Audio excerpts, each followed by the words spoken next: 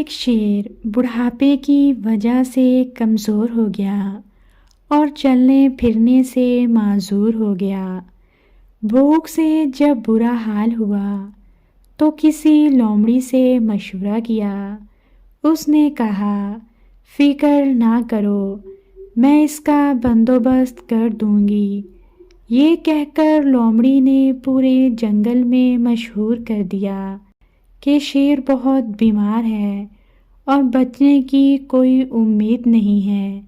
یہ خبر سنتے ہی جنگل کے جانور شیر کی عیادت کو آنے لگے۔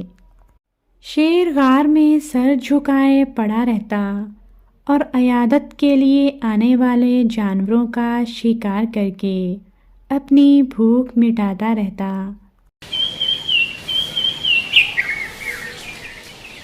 ایک دن لومڑی شیر کا حال احوال پوچھنے کے لیے آئی اور غار کے دہانے پر کھڑی ہو گئی۔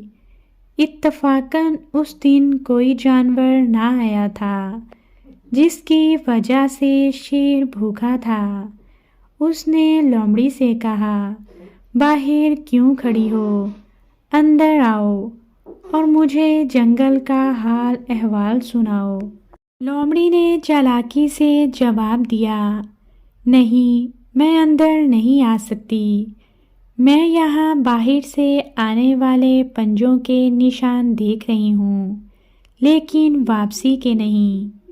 نتیجہ یہ نکلا کہ عقل مند لوگ قدم اٹھانے سے پہلے سوچتے ہیں اور بیوقوف قدم اٹھانے کے بعد